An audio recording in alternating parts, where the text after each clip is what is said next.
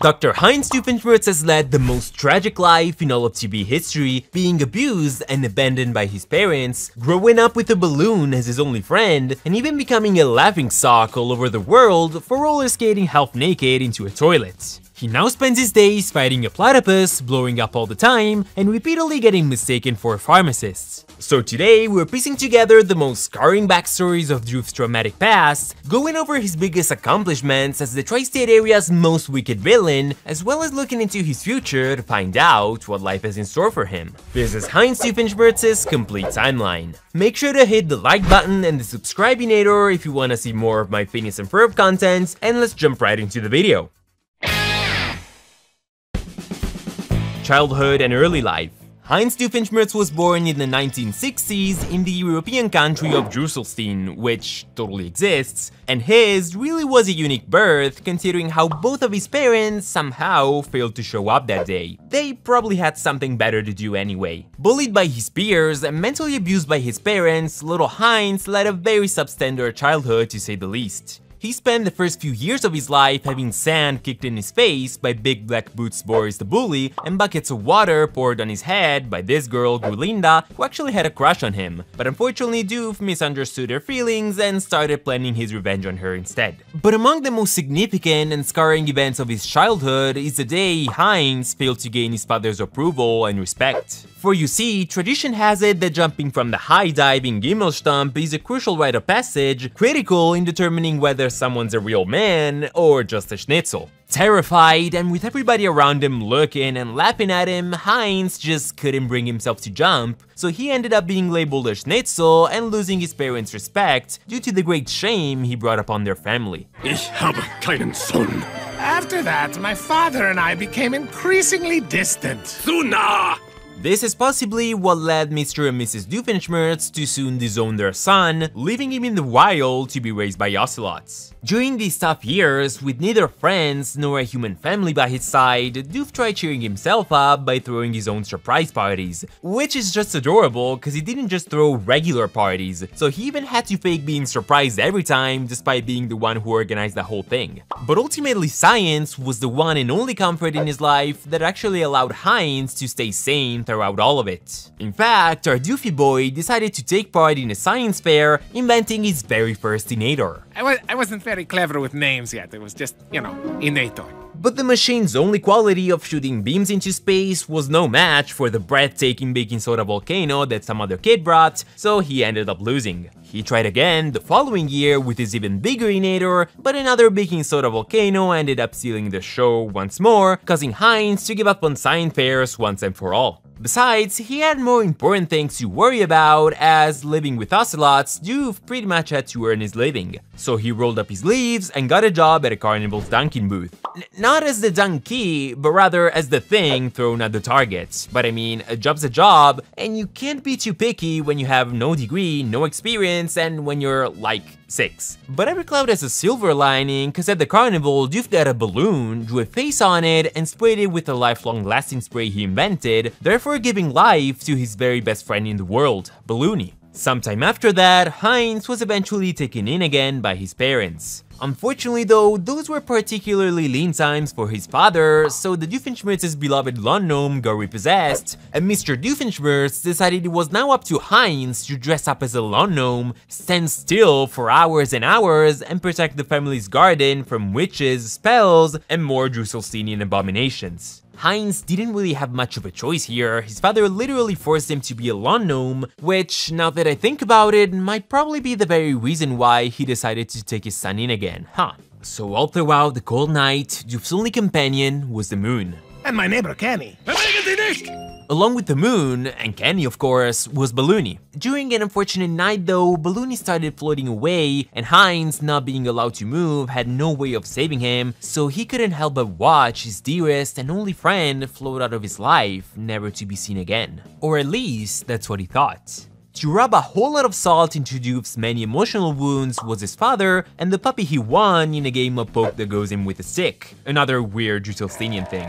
The dad claimed the dog was like the son he never had and therefore named him Only Son. Only Son soon became an award-winning show dog, bringing Mr. Doofenshmirtz fame and fortune. A fortune that, by the way, could have technically allowed the family to buy a new lawn gnome, freeing Doof from his lawn gnome duties, but of course, that didn't happen. Mr. and Mrs. Doofenshmirtz were clearly unable to love another human being, so Heinz should have just come to terms with it, right? Well, apparently that was not the case, as those two soon gave him a little brother, Roger, who they treated with the dignity and the respect Heinz never received. Before Roger was born though, the parents thought they were having a baby girl, so Mrs. Doofenshmirtz spent months knitting dresses for her before the baby's actual birth. When they found out it was not a girl, the newborn baby boy got showered with love all the same, but in the meantime, Heinz was forced to wear those very dresses to school since the family was now out of material, causing Doof to constantly be made fun of by his classmates, or his manly classmates as he puts it. Since then, Heinz started living in Roger's shadow, especially because their mother's love has always been inexplicably linked to kickball, and while Roger excelled at it, Heinz just wasn't coordinated enough. However, it's not like Roger is a saint here. After all, he did write his name on his mother, claimed her as his own, shutting Heinz out of the family dynamic.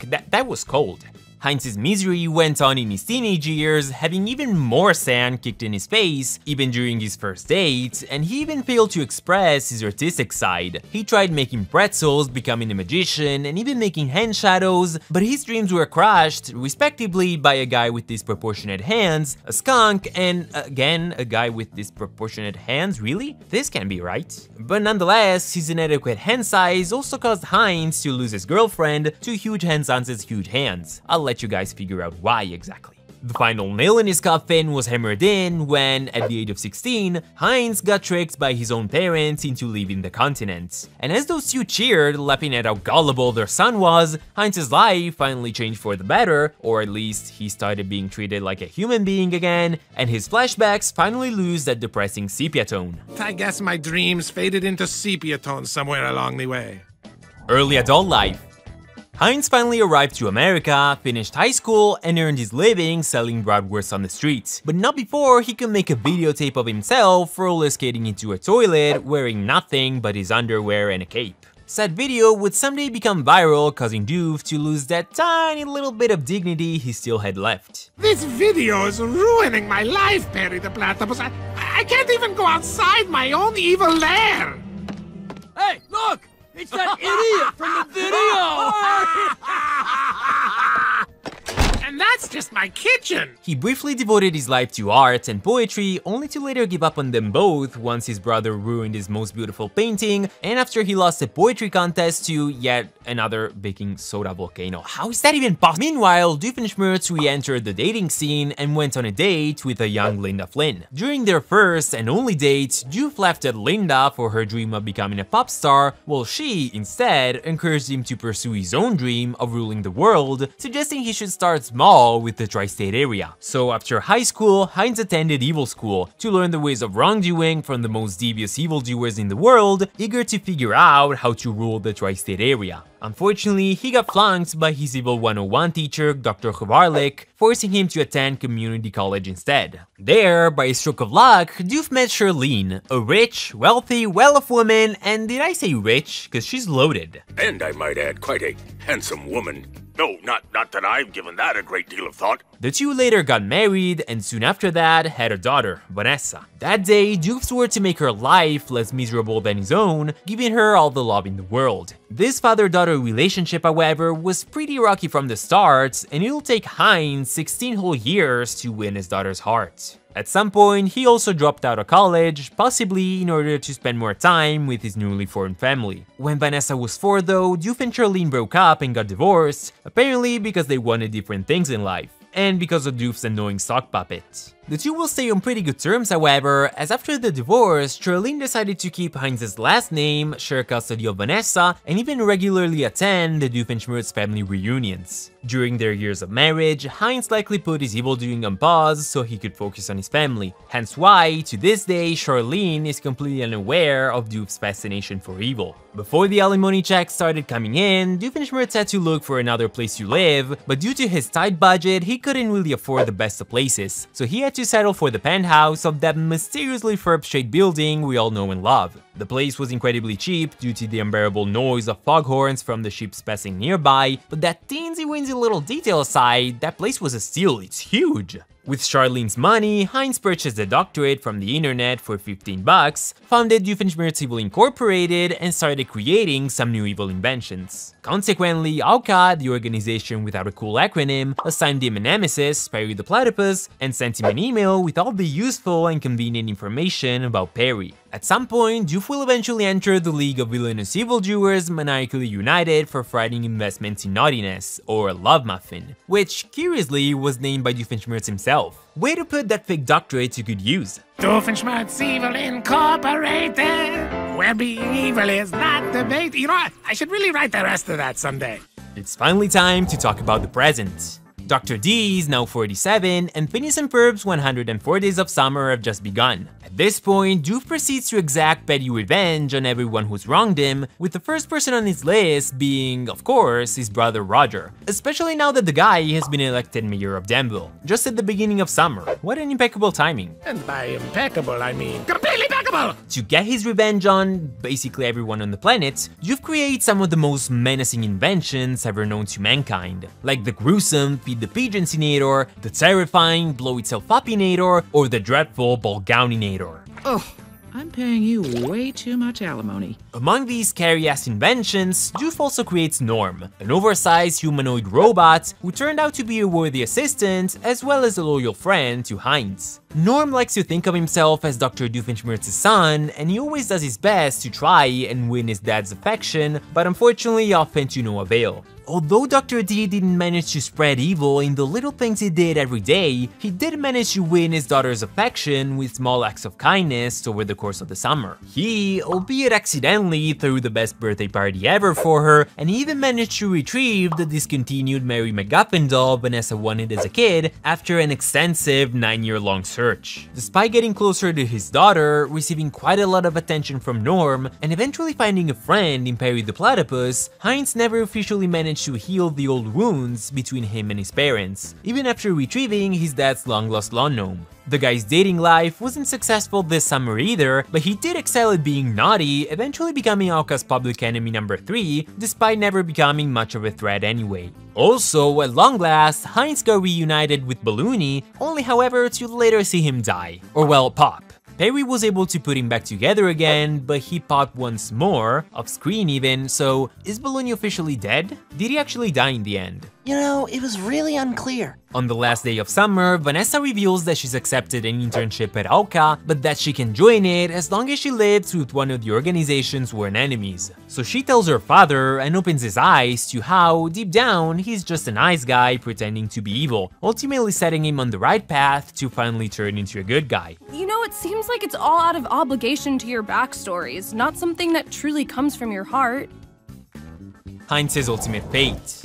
Once he gives up evil, Heinz is sentenced to community service to pay for all the evil deeds he committed, and he's curiously assigned to teach science at Danville High, becoming Vanessa's professor. An indefinite amount of time after this, Doof starts working as an agent for Auka as Perry's trainee, along with a few more animal agents. Ordinarily, humans cannot become Auka agents, but being raised by Central American wildcats, legally Doofenshmirtz is considered an ocelot, so yeah, lucky guy. It's interesting how not only his ocelot parents provided Heinz with more care and love than his actual birth parents, but the ocelots also ended up opening way more doors for him than the Doofenshmirtzes ever did. On Halloween, Doof enlists Perry to help him find a large treasure hidden in his great-aunt's castle that he's just inherited. In the meantime, Vanessa seizes the opportunity and throws the biggest Halloween bash ever in it. This time, Doof feels the need to reassure Perry that he has no evil scheme in mind, possibly hinting that Auka started suspecting of Heinz changing his mind about being good.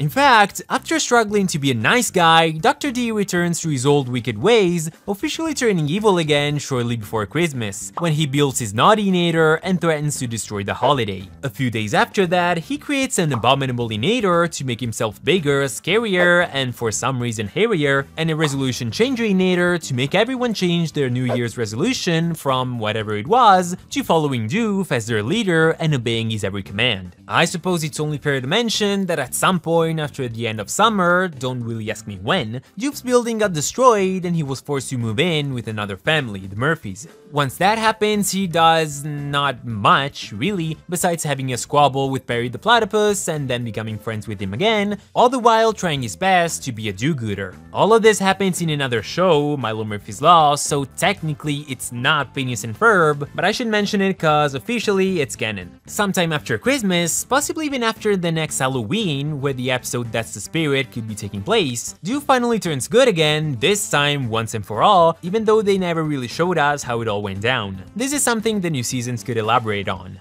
10 years after the original summer, at the age of 57, Doof has left evil behind him for good, and he's now friends with Perry, Monogram, and Carl, who he even goes bowling with. Doof now finds himself in a good place in life, but looking around him, he can't help but notice how his peers are so discontent with their own lives and how they're all going through thrill-seeking midlife crises. This causes Doof to kinda feel left out, and since the guy is so not used to feeling alright, he builds a midlife crisis-inator to go through the most extraordinary existential midlife crisis ever known to man. He does later realize that's not what he really wanted, and that his old, boring, and predictable life is actually more than enough for him. According to the events of Milo Murphy's Law, 5 years later, Doof will officially invent time travel and change his name to Professor Time for branding purposes. Then, at the age of 67, in a much more futuristic tri-state area, Doof is last seen spending his golden years in Perry the Platypus's company playing checkers together. This is a pretty anticlimactic ending for him, but a fitting one nonetheless, as after such a heartbreaking life packed with disappointments, hardships, and traumas, he finally gets the peaceful ending he deserves. There is also an alternate future where Doof becomes the unquestioned lord and master of the entire tri-state area, all because Perry got hurt during one of their fights and couldn't be by Doof's side for a whole year and a half. This meant Perry neither could help him resolve his traumas nor thwart his evil plans. This timeline will end up being completely erased in the end, but it highlights what a crucial role Perry played in Doof's life and how he changed it for the better. He's like a fuzzy little teal therapist.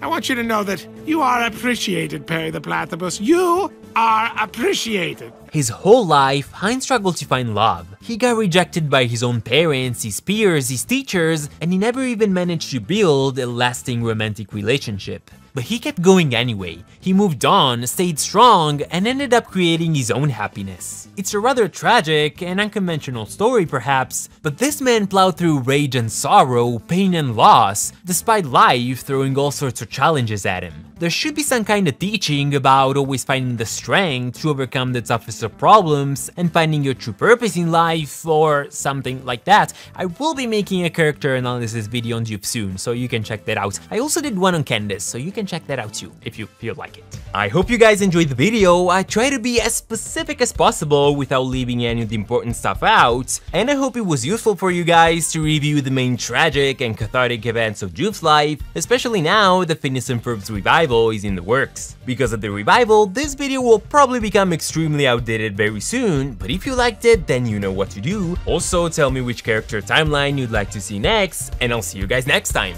Ciao!